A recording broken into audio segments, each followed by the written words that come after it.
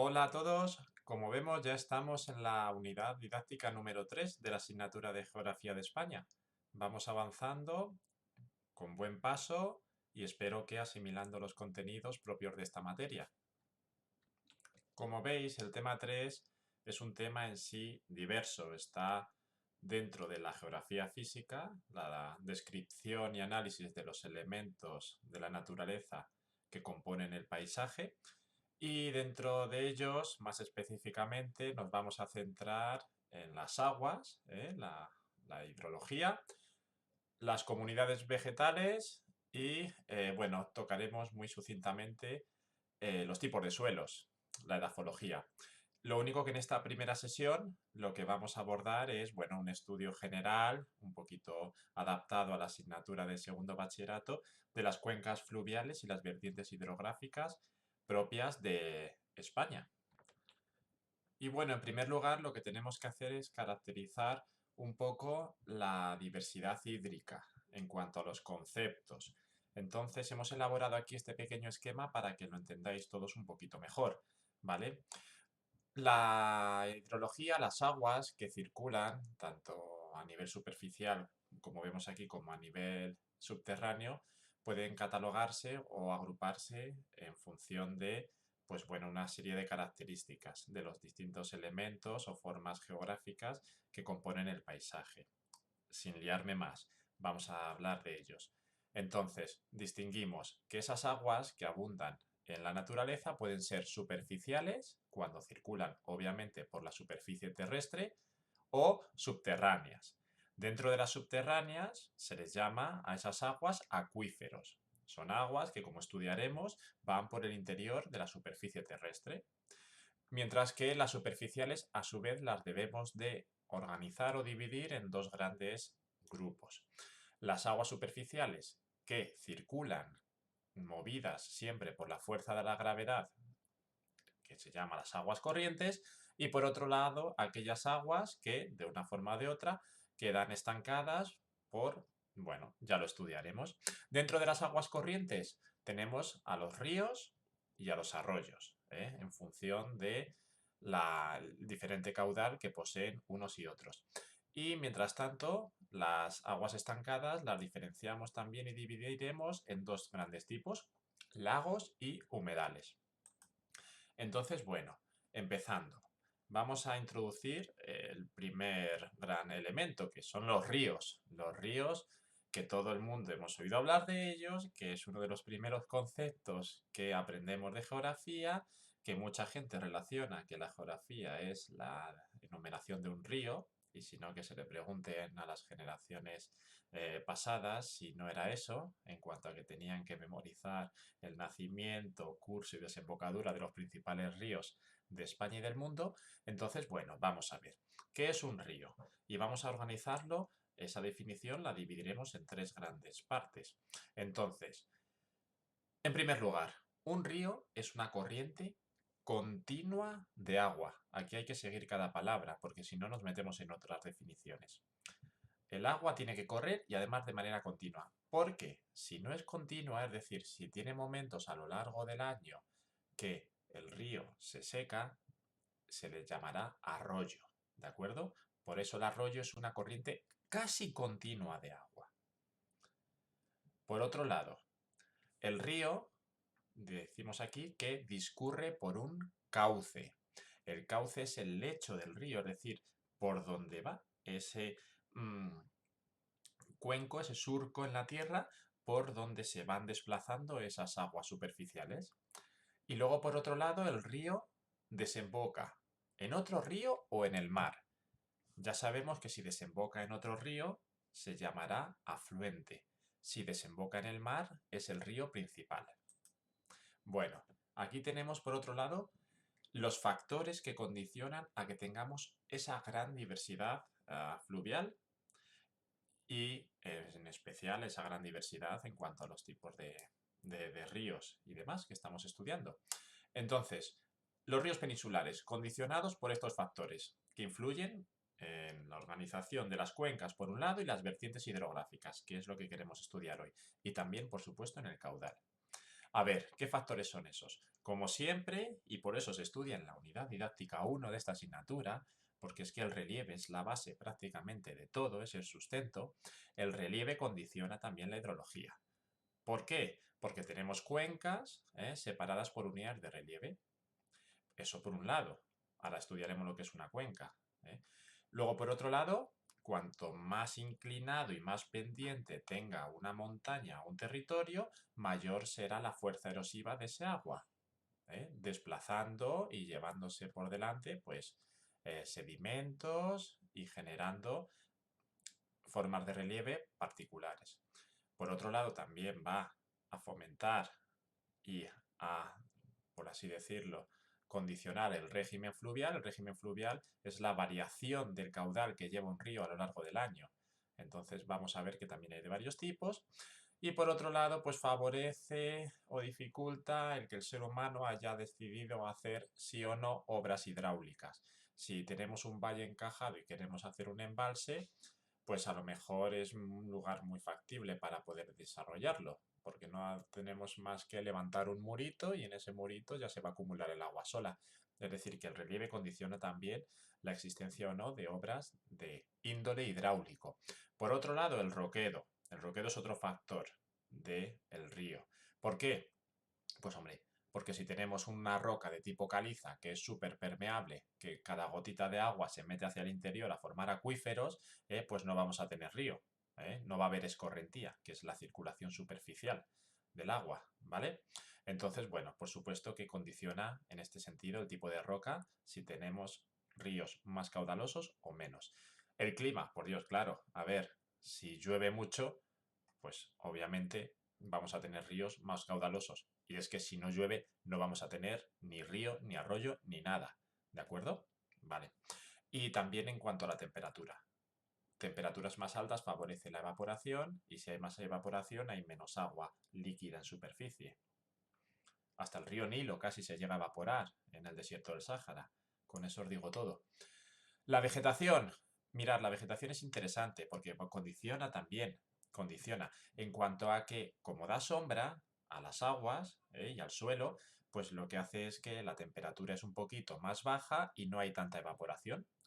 Por otro lado, es fundamental en cuanto a que las raíces agarran y sujetan las partículas arenosas sedimentarias. A eso se le llama de planta, fitoestabilización. Por lo tanto, reduce la erosión. Es fundamental. Y al hacer eso, también disminuye el riesgo de inundaciones al chupar las raíces más el agua que va cayendo y al retener pues esas partículas que hemos hablado. Como decía la cita, ¿no? Si yo supiese que el mundo acaba mañana, aún hoy plantaría un árbol, ¿eh?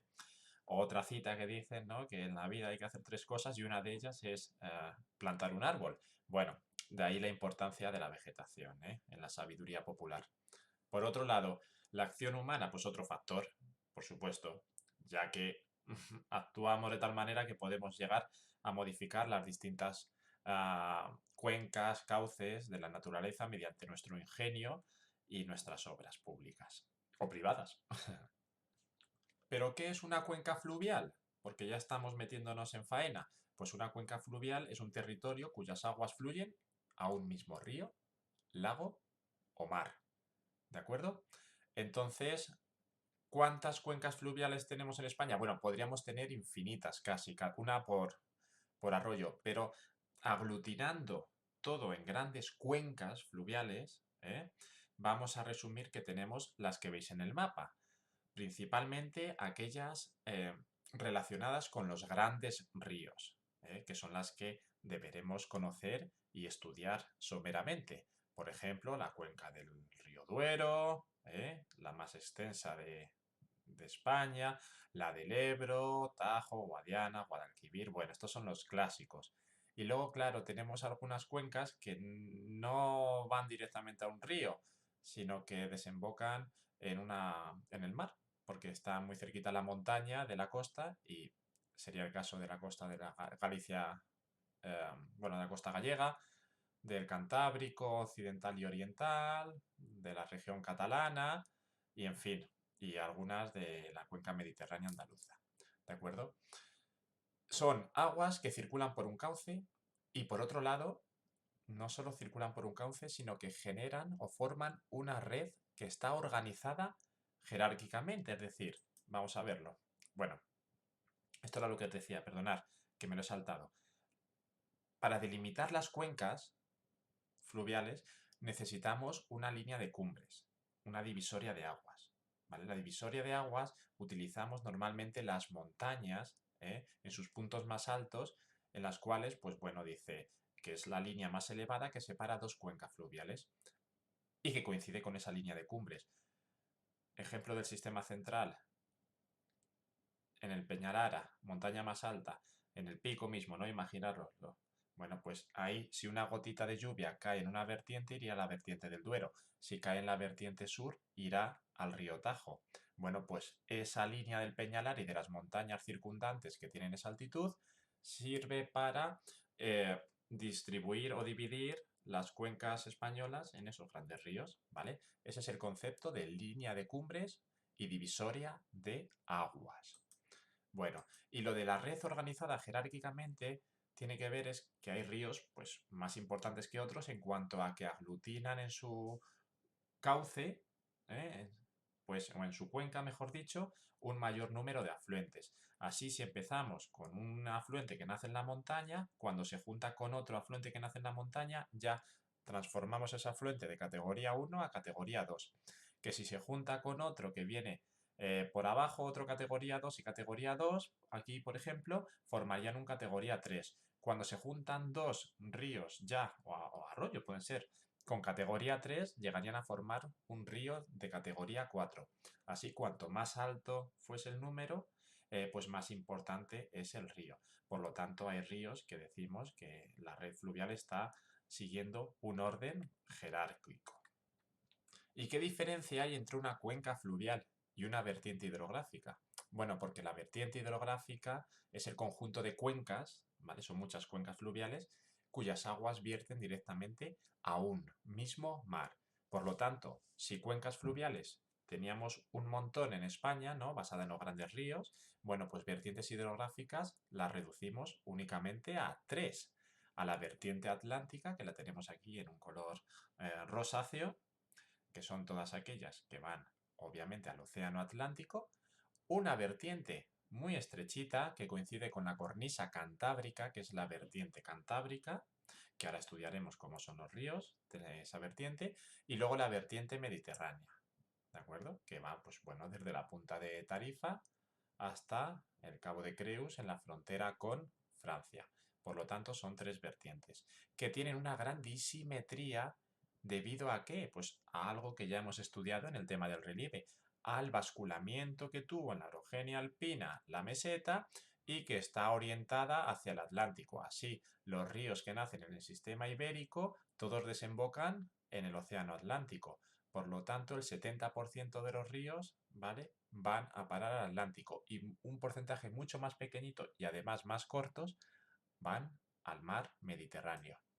Entonces, vamos a ver las distintas vertientes con las distintas características y naturaleza de los cursos de agua que circulan por ellas mismas. La primera, vertiente cantábrica. ¿Cómo son los ríos que nacen en la vertiente cantábrica? Bueno, pues mira, está tan pegada la cordillera cantábrica al propio mar Cantábrico que a la fuerza tienen que ser ríos cortos. ¿eh? Cortos, pues por ese mismo motivo. No hay prácticamente extensión de terreno entre el mar y la cordillera. Ya hablábamos de los picos de Europa, que son montañones altísimos, que llegan hasta los 2700 metros, pero que están realmente cerquita de la costa. Así son ríos cortos. No solo cortos, sino con una gran fuerza erosiva, puesto que tienen que salvar un gran desnivel en muy poquito espacio. Os he puesto esta imagen no de manera gratuita, sino para que veáis la naturaleza de este tipo de ríos y arroyos. Tienen que bajar formando a veces cascadas, rápidos, porque tienen que salvar un gran desnivel. Y al hacerlo, el agua baja con mucha fuerza. Y al bajar con mucha fuerza, pues arrastra rocas, sedimentos y demás. ¿Vale? Como decía el poema de Gerardo Diego, hablando del Pico Tres Mares, que el Nansa, río Cántabro, se despeña. Y es verdad, es que se despeña porque es casi como un suicidio tirándose a un precipicio de muchos metros de desnivel en muy poquito terreno. Por otro lado, son ríos caudalosos. Y os preguntaréis por qué. Bueno, ¿cómo no? Si están en un clima oceánico en las que las precipitaciones son regulares y constantes en la mayor parte del año, lloviendo siempre una media de más de 800 milímetros. Por lo tanto, y en comparación con los otros ríos mediterráneos, van a ser ríos por lo general caudalosos, con un régimen regular, puesto que en verano no hay estiaje, estiaje es el momento en el cual lleva menos agua al río, o si lo hay es un estiaje mucho más débil, porque sigue lloviendo, y uniendo todo esto, el ser humano se ha dado cuenta que, claro, si llevan mucho agua, llevan mucha fuerza erosiva, podemos utilizar esa fuerza erosiva que tienen y esos saltos de agua para generar electricidad a través de embalses que utilizan la energía hidroeléctrica. Por lo tanto, el ser humano siempre intentando a río revuelto ganancia de pescadores, usando el ingenio para desarrollar la cultura y que podamos vivir un poquito mejor todos. Bueno, ¿y qué decir de los ríos de la vertiente atlántica? Ya hemos dicho antes que al estar la meseta basculada hacia el Atlántico, pues estos ríos son los más largos. Son los más largos de la península ibérica. Vamos a mencionar al río Duero, que nace en el sistema ibérico, en los picos de Urbión y que desemboca en Oporto, casi 1000 kilómetros de recorrido, y al más largo de todos, el río Tajo. El río Tajo es esta imagen de aquí. A su paso, yo diría que por la provincia de Cáceres, por Monfragüe. Entonces, característica de estos ríos, como digo, largos. Al ser tan largos, tienen que salvar desnivel, pero en una extensión de terreno mucho más grande. Por lo tanto, tienen una fuerza erosiva menor. Tienen una menor capacidad de arrastrar sedimentos y de erosionar y desgastar el relieve. Eso sí, con el paso del tiempo, al encajarse, sobre todo al llegar a la penillanura y a los materiales silicios antiguos, forman barrancos, barrancos en los desniveles.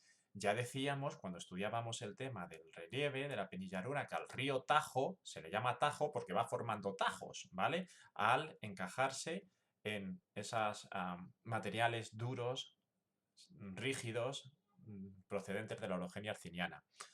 Tienen un caudal abundante y ya no por las precipitaciones, sino porque son cuencas muy abundantes, ¿vale? Es decir, recogen una gran cantidad de afluentes y esos afluentes a la fuerza, uno tras otro, genera que tengan más agua.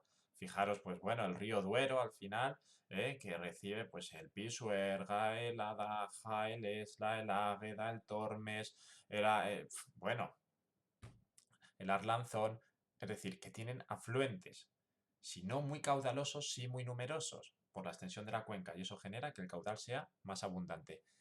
Y por otro lado, y a diferencia de los de la vertiente atlántica, tienen un régimen hídrico muy irregular. ¿Por qué? Porque en verano nos llueve ya, estamos en un clima mediterráneo, tenemos un gran parón de precipitaciones durante 3 meses, generando un estiaje muy acusado en verano. Os he puesto la foto del río Almonte para que veáis aquí, a ver si no tapo ahí, ¿vale? Que, bueno, hay ríos y verdaderamente bueno, habría que hablar arroyos, ¿no? Porque se secan temporalmente, que bajan mucho el caudal, bajan mucho el caudal en verano. Y luego vuelve a subir cuando, pues cuando se producen las precipitaciones equinociales, esto es, de primavera y otoño, que ahí van a tener su máximo. Y vamos a ver ahora la última vertiente que nos falta por ver, que es la vertiente mediterránea que a la fuerza, si la vertiente atlántica van a ser largas, pues esta van a ser cortos. Cortos porque, claro, la meseta está basculada para el otro lado. Entonces aquí, pues, tienen una extensión de terreno un poquito superior a la cantábrica, pero no os creéis que mucho más. A excepción del río Ebro, que prácticamente no cumple ninguna de las características de las que vamos a ver aquí, aunque vaya al río al Mediterráneo. Bueno, cortos, muy erosivos, muy erosivos y no llevan prácticamente agua. ¿Por qué son erosivos? Bueno, es que cuando llevan agua, la llevan de verdad. Obedecen a las precipitaciones de la dana, es decir, de la gota fría, que caen de manera repentina, formando grandes temporales y al no tener encima vegetación abundante, puesto que el clima es bastante seco, la fuerza erosiva es mucho mayor.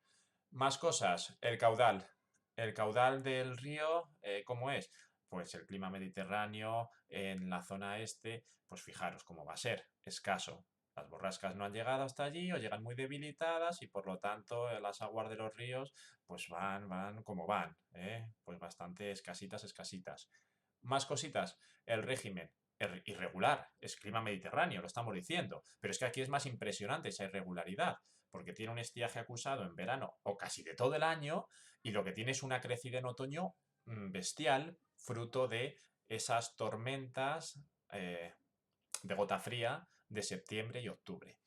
Por otro lado, para no generar grandes daños, ¿qué se hace? Pues se hacen obras y embalses que intentan regular el caudal para poder tener caudal todo el año, por un lado, y para que el caudal, cuando viene muy crecido, generando devastación, muertes y destrozos, ¿vale? Pues contenerlo de alguna manera. Entonces, forman azudes, forman pues contenciones, muros de contención, tienden a canalizar todos los cursos de agua cuando pasan por la ciudad, ¿vale? Y esto es fruto de ese miedo a los ríos, ¿eh? Como saben muy bien en la Comunidad Valenciana. Y luego, por otro lado, hay frecuencia de ramblas o torrentes. Bueno, una rambla al final es una extensión ahí de terreno, ¿eh? Es un cauce seco, principalmente, salvo los pocos días al año que coinciden con la gota fría, que, bueno, pues tiene un fondo planito, lleno de sedimentos de gran tamaño, que es este de aquí, el que os estoy señalando. Y que, en fin, bueno, pues rompe el paisaje, tiene una gran fuerza erosiva, pero en realidad agua como tal no vais a ver. Y es fruto también de ese clima que os digo tan irregular.